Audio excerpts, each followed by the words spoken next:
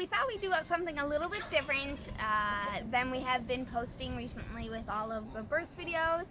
A lot of our babies are actually now gone, except for one. Although we are, I think, fingers crossed, expecting Nigerian dwarf babies here in July. Around July 23rd is the estimated date for that, if they are in fact pregnant. So I need a little bit more time to do that, but they haven't come back in the heat, which, if you know anything about the miniature goats, is every freaking month. So we haven't had any of that, so I believe that they are pregnant, so July will end up having some babies.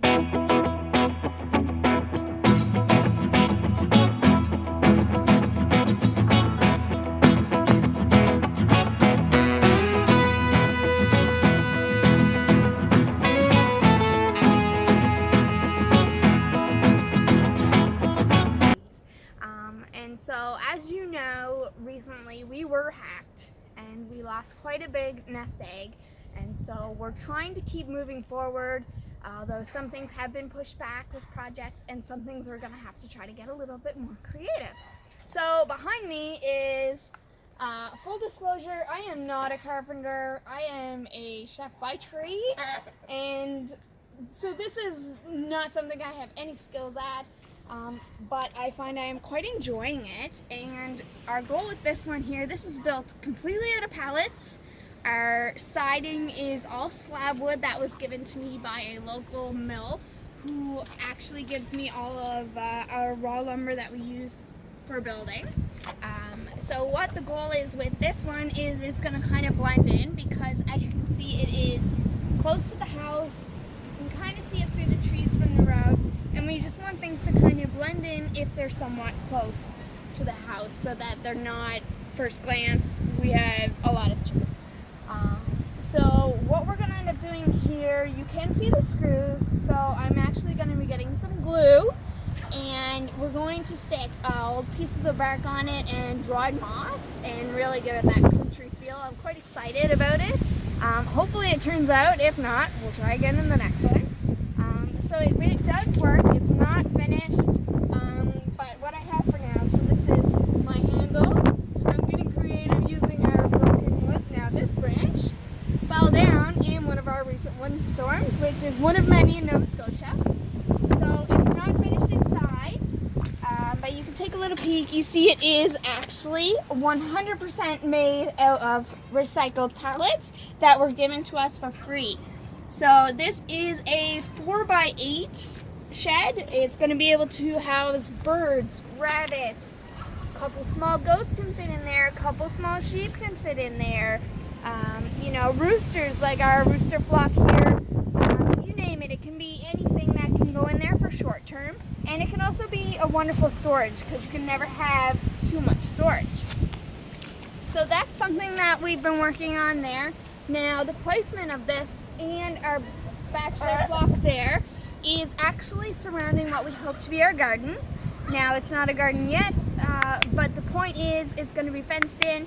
We're going to have a lovely garden, fingers crossed, and then when the season is done, we'll be releasing the birds in here, and they will do all of the work for us. So tilling up the ground, eating the bugs, stuff like that. It's going to be wonderful.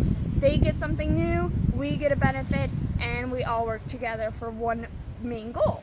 Now we're going to check out some of our new guests and some other plans.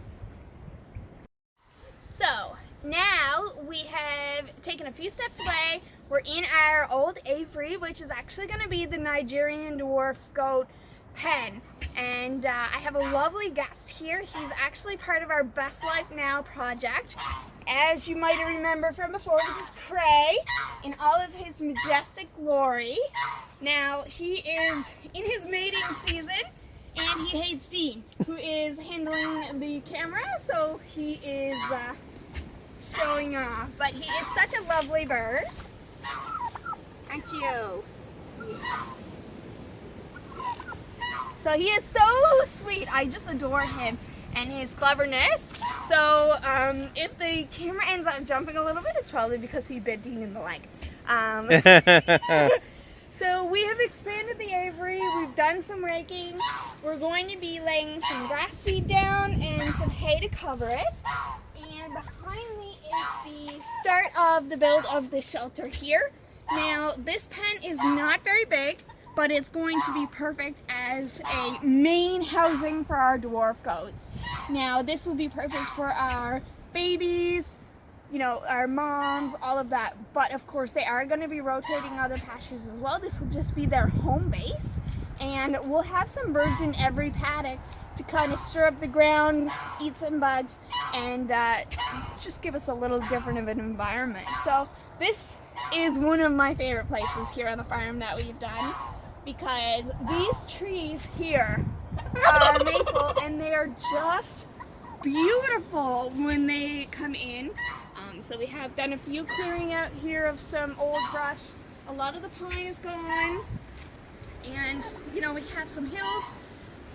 What I'm thinking right here, I'm not 100% sure, I might build a fort for our goats to get kind of up and climb around. But we'll have to see. I'll have to Google. That's above my skill right now. But this pen is very exciting, and it also backs up onto our paddock over here that our other goats go onto. So our main road here, so we'll be able to have a gate and basically switch them from field to field if we need. So over there, we're working on that one there. Currently cleaning some brush. We did a lot of cutting in there. So we have to do some more work in there before that's ready. Over there, of course, is where our other paddock is that we've had our pigs in that they've been moved out of. That's probably going to be our sheep base. And if you look over there, you will see two of our new inhabitants. Those are purebred mating pair of pilgrim geese. They are in breeding season now, and we have not had eggs, or we've had eggs and had raccoons steal them. And our Chinese geese over here is quite sad because he does not have a mate, and he is trying to convince our other goose that she would prefer some Chinese action. So he cries a lot for them, which is quite sad, but he is actually from show quality lines, which is very exciting. I got to meet Jim and his partner there, and they raise Chinese and Toulouse geese and show them, which is super exciting, and I'm thinking I might get into it too. So they actually gave me 18 eggs to hatch from their show geese, and so we're hoping not only will we'll have a mate, but we might have some show quality birds. Now they're in the incubator now, so fingers crossed we get a successful hatch out of those, and you will just die. Goslings are so cute. And then alternatively, we are hoping to breed and hatch out our pilgrims as well, so we'll have some unique geese. I love geese because they're big, they're loud, and they seem to fare well with the raccoons versus a chicken, which can be beside a bird who's being eaten and not make a sound. So they're loud and obnoxious, as you can tell, so they're quite nice to keep around. Hi everyone, so we didn't, I guess, formally introduce little Nestle. Now she is about a 12-week-old Nigerian dwarf doeling, and she's just so cute. And so you may remember her from the video where she liked to jump on your back. She's fitting in lovely in here. She's just so fucking cute. She's so cute. And so in about 2 weeks we're gonna get Quick, which is our Nigerian buck, and he'll be joining us here, and then we're pretty much almost set. We still have our Finn sheep to bring home, so we're waiting on them to be bred, and then those two will come home, and then we're basically set. But I have someone exciting I'd like you to meet. And here is Finn, our little Finnish ram. We just got him. He came from a lovely seaside home. Just look at this cutie. He's not quite friendly like ours yet. He's very scared, but he is very attached to the llamas. But isn't he so handsome? So he's gonna breed our Finnish sheep because, as you know, with the law, some projects are on hold, and our AI is probably one of them. So we'll create a herd of Finnish sheep. Thanks. And he is going to be our main breeder here. Isn't he cute? He's got some white around his muzzle there. Look at his little paws. Ah! He's so really cute! And he's actually quite calm when he's like this. I don't know if he was really handled a lot, but he seems to be not too bad when I catch him. He'll settle down. Right? He's so cute. He's so cute. And so his wool is, look at those tiny little curls. Oh my gosh, it's so soft. And it looks like he's going to be grizzled out. So he's got some white there. So he might look like he's kind of frosted a little bit. Right? But he's so tiny. And like, just look at him. He's just a little baby. Now he's 8 weeks old. His mom was not a good mom, so she let him go early because he wasn't getting anything from her. So we're pretty happy.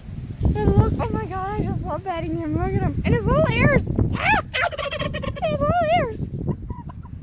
And so we have little Nestle trying to get some attention. So, oh, and Valentine. Now look at the size difference. He's gonna try to run, but Valentine is over a year now. He's a year. And this is little Finn. And then this is little Nestle. So everyone's kind of, you know, the same size. Hi, buddy. But isn't he so sweet? Oh my goodness. I just love this little guy. Huh? Yeah, you want to go? So he wants to go, but look at those curls. Oh my goodness. I could just play with them all day. So that's basically things that are happening here on the farm right now. It's spring, it's lovely. The sun is shining. Our llamas are doing well. Our goats are doing well. Here's one of our Nigerians who I think might have a baby bump. This is Hannah. So we're excited about that. And then of course we'll have Nestle. So many things here on the farm. It's so hard to know exactly what we're have shared and haven't shared. We are working towards a very special project, but I will save that for another day. So lastly, I hope you enjoyed this spring visit to the farm. If you are local, we are going to start allowing people to come and visit once the mud season's over, so I hope you'll be up for the challenge of taking a hike with our group. So we'll see you next time.